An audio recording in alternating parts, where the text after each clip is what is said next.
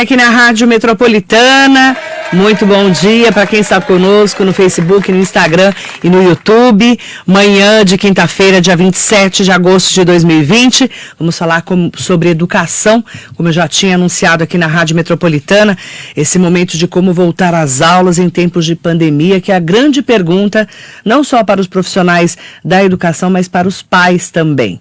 E hoje o nosso colaborador aqui do Radar Noticioso, Everton Cardoso, ele que é do Educatom, está aqui com a gente. Bom dia, Everton. Excelente dia, Marilei. Excelente dia a todos vocês que nos acompanham pela rádio. É importante destacar nesse principal momento de retorno às aulas, dado que ainda nós não temos uma estabilidade quanto à pandemia no nosso país. Então é importante fator de se debater, já que alguns países da América Latina já têm retornado, entretanto com algumas diferenças que nós aqui no Brasil ainda não alcançamos. Então é importante sim apresentar alguns fatores referente a isso. E o Brasil é um país continental. Cada estado está no momento da pandemia, né? Sim. Tem alguns que já estão chegando no tal do platô, né, que é estabilidade no número de mortes, mas são milhares de mortos. E as pessoas ainda muito preocupadas em levar os seus filhos para a escola, porque as crianças são geralmente assintomáticas, que é o problema da saúde, né? Com certeza. Falar nesse momento de pós-pandemia ainda é um momento, para nós aqui no Brasil, muito cedo. Nós podemos sim falar sobre a transpandemia, o que vai acontecer depois que tudo isso passar. Referente a isso, nos países da América Latina, como é o caso de Argentina, Uruguai, Chile, eles já estão mais estáveis e até mesmo tem um principal fator que há muito tempo eles já vinham fazendo isolamento social. Então agora sim eles estão preparados para esse retorno presencial. Entretanto, para nós no Brasil, nós sabemos quanto que tem sido feito quanto a essa relação do isolamento social sendo impactado para a abertura de, por exemplo, as escolas.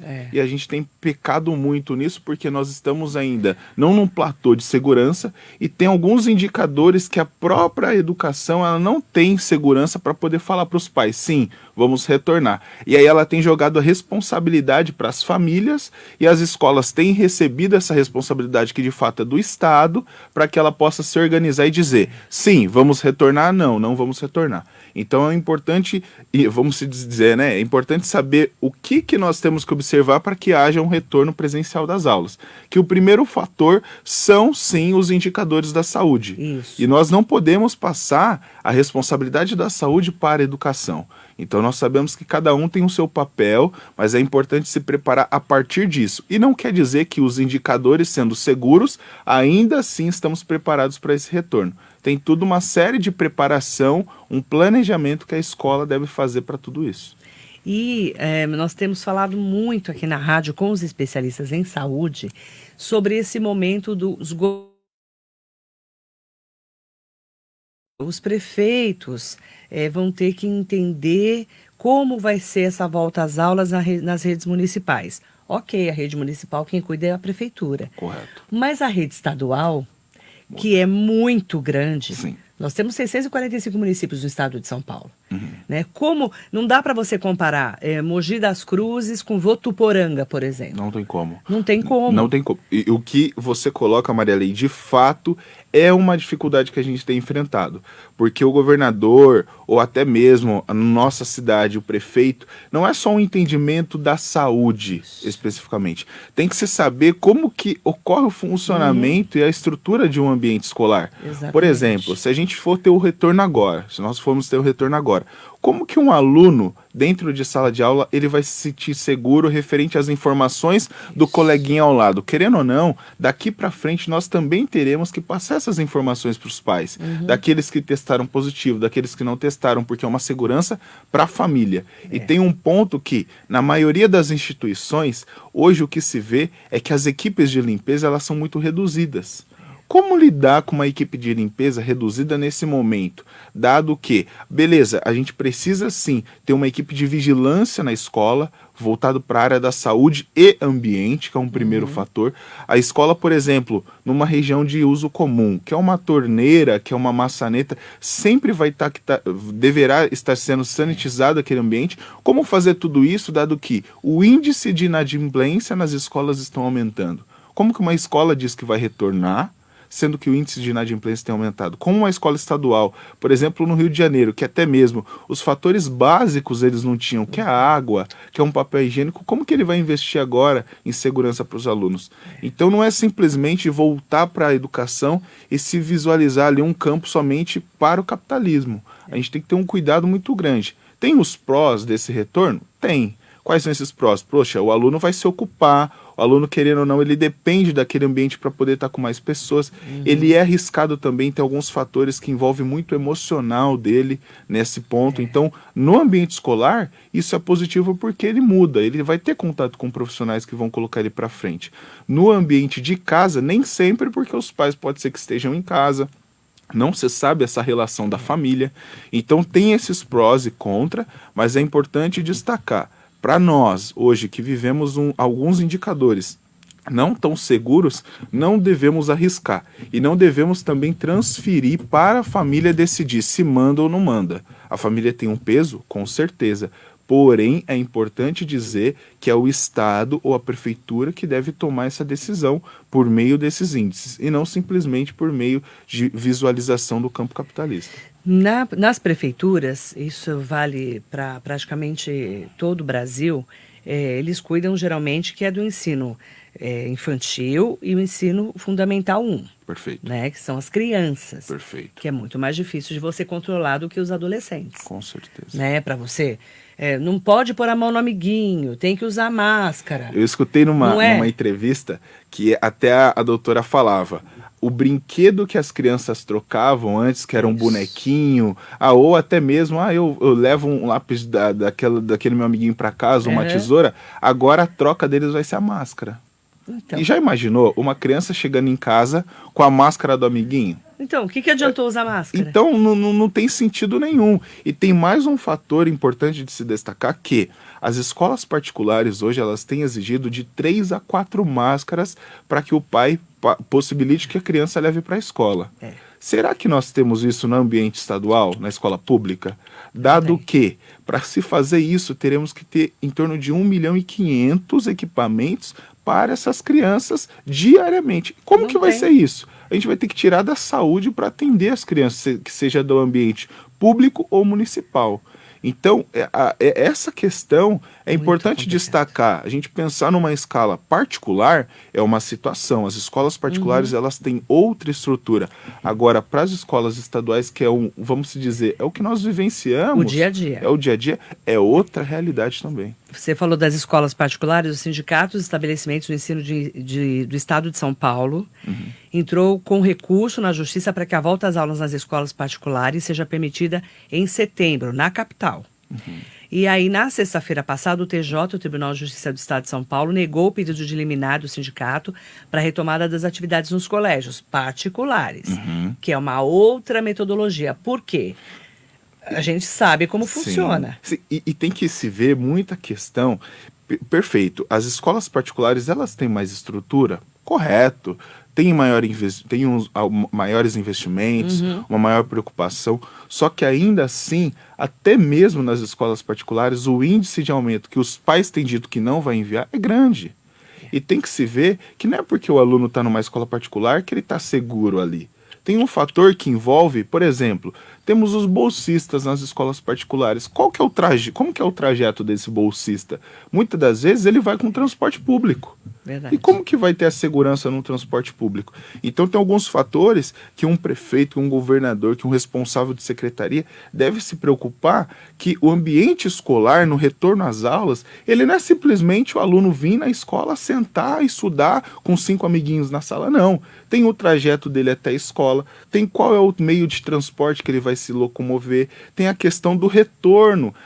Tem uma situação que muitas escolas trabalhavam com a carona solidária, que aí envolvia essa questão da preocupação com a sustentabilidade e tudo mais. Porém, hoje, como que eu vou pensar numa carona solidária num momento como esse?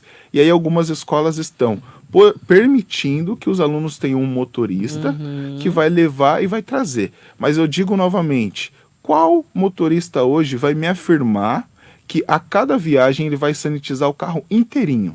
Qual motorista?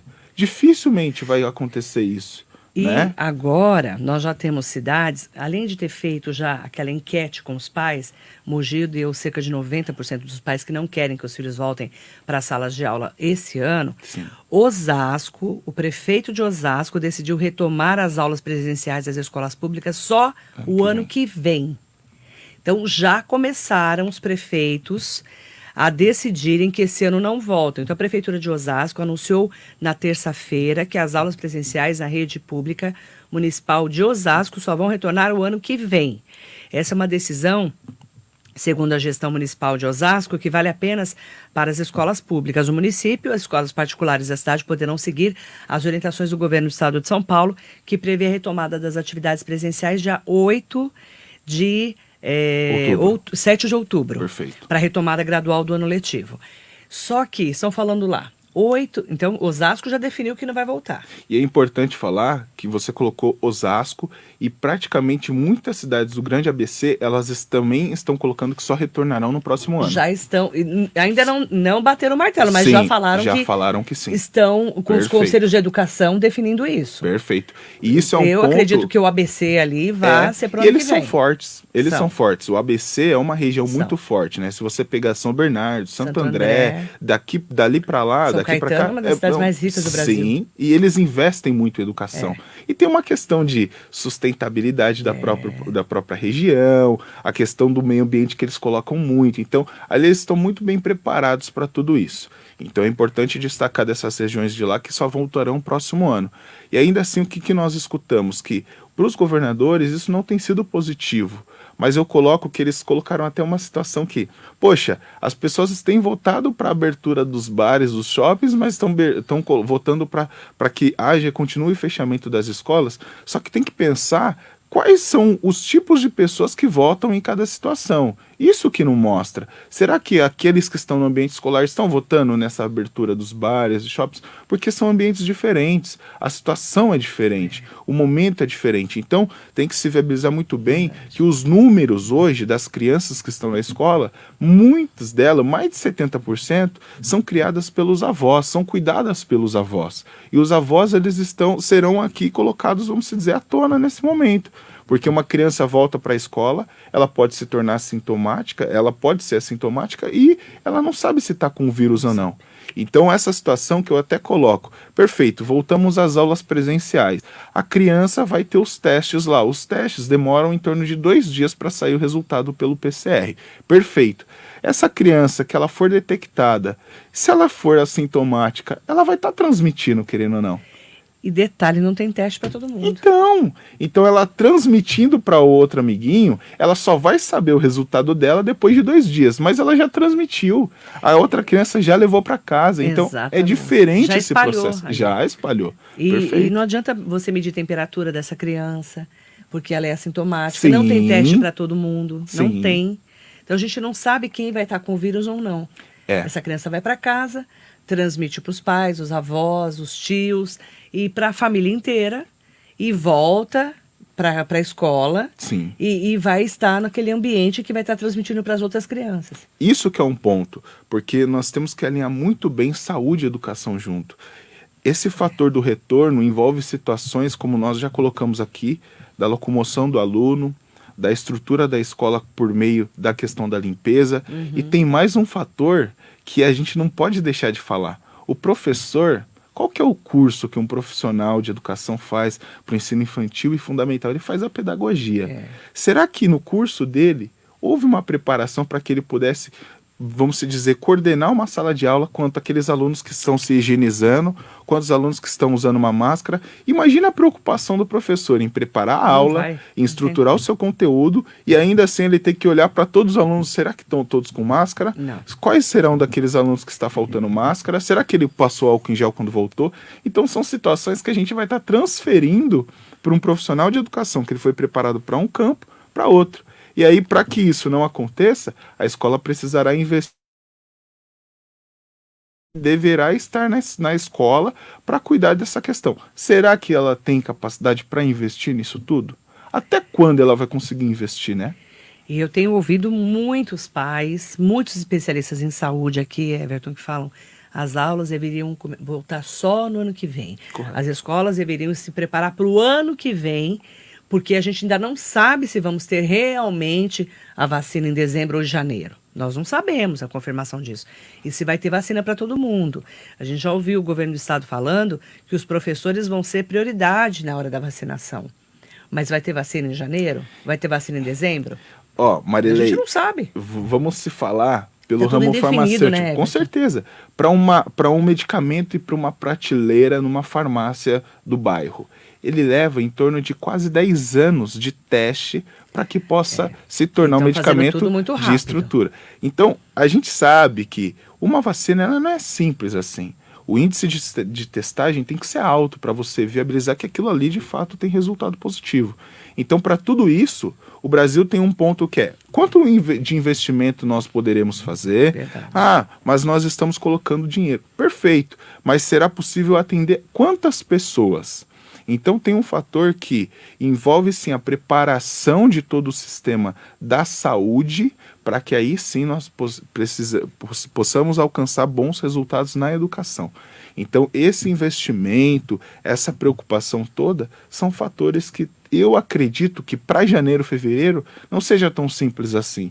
Nós temos sim que manter-se positivos para que essa vacina venha, mas ela levará tempo, ela levará um processo de principalmente testagem, né? Porque nós não sabemos nem o que poderá acontecer ao inverso, as contraindicações, né? Mandar bom dia para o Benetatu, conversando aqui com a gente no Facebook. Bom dia. Everton, na minha humilde opinião, o assunto volta às aulas já devia ter tido uma resposta definitiva por parte do governo estadual. Até onde eu sei, o prefeito Marcos Melo, que é o prefeito de Mogi, já decidiu por não retomar as aulas este ano, mas o governador João Dória insiste na volta em outubro. Não acho que as escolas estaduais e particulares tenham condições plenas de proteger o aluno contra a Covid. Se estiver errado, me corrija, por favor. Só para completar, é sempre bom ouvir você, Everton. Parabéns, Marilei, por sempre convidá-lo. Benê, esse é o ponto, né? Sim, sim.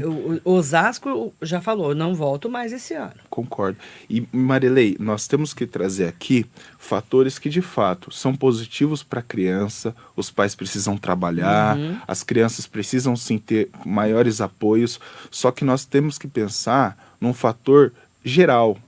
Hoje, o nosso país ele não é só respaldado por uma escola particular. Grande Isso é uma parte minoria, né? é a escola estadual, né? E as escolas municipais também têm passado por algumas dificuldades. Então nós temos que viabilizar todo esse entorno. E o que eu coloco é que o retorno, sim, deve existir para o próximo ano, porque tem um fator importante. Se nós formos pegar todas as escolas estaduais, municipais e particulares, eu pergunto, quais delas apresentaram para vocês, pais, um plano de retorno que você se sinta confiante? Quais delas? Qual dela te apresentou um plano de que teremos uma equipe de vigilância, uma comissão interna de proteção de saúde e meio ambiente no nossa escola? Qual dela disse que as informações serão passadas de tal forma? Qual delas te disse que Não todos tem essa os estrutura. equipamentos de proteção individual irá te fornecer? Porque tem disso.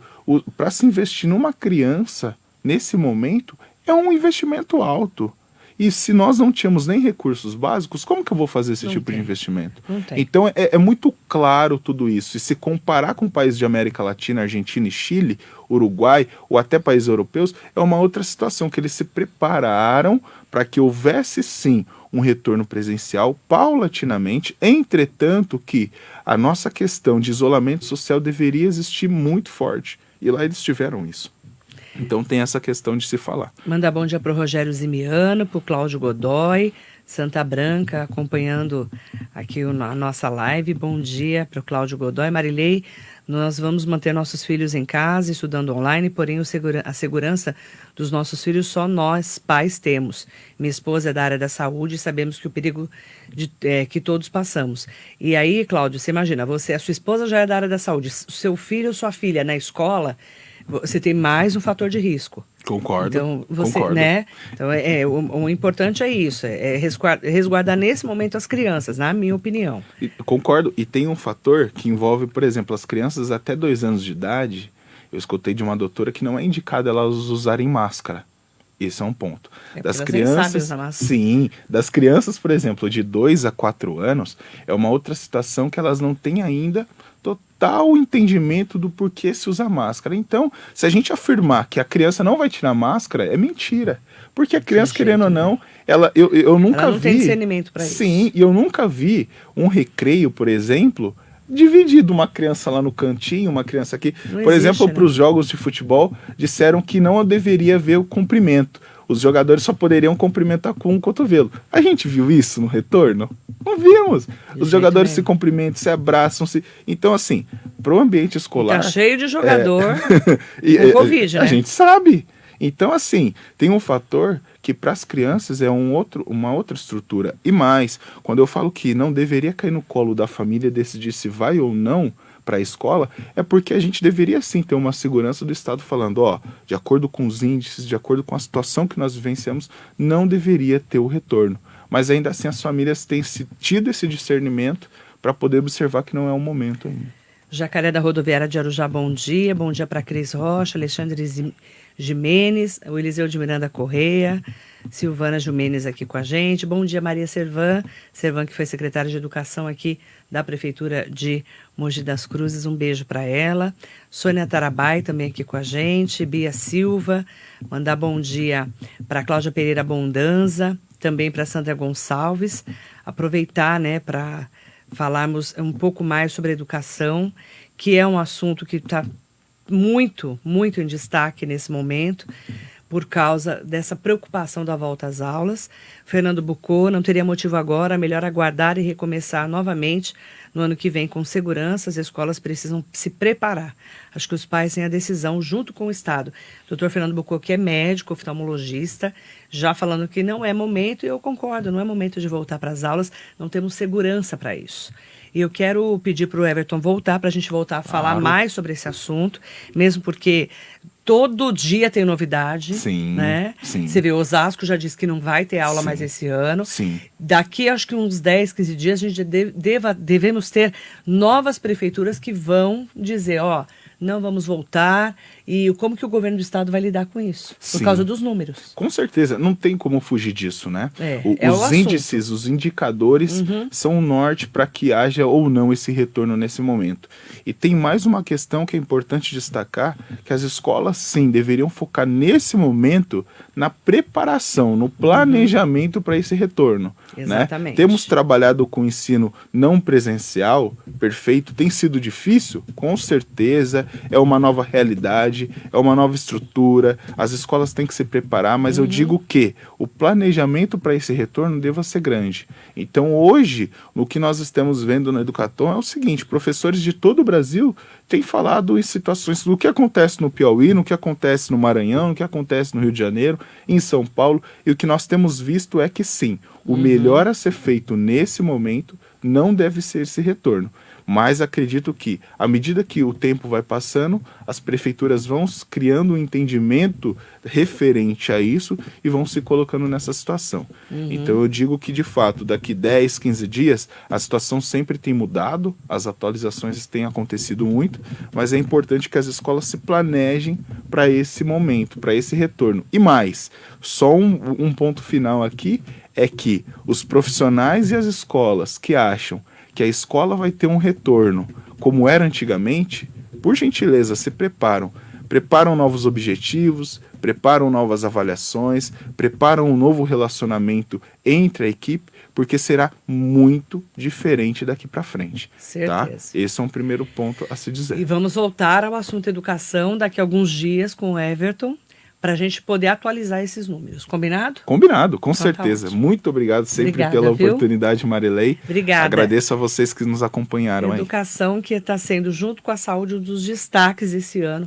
por causa das nossas crianças e adolescentes, em relação à volta às aulas. Então, vamos falar muito mais sobre esse assunto logo mais também aqui na Metropolitana. Muito bom dia. Metropolitana.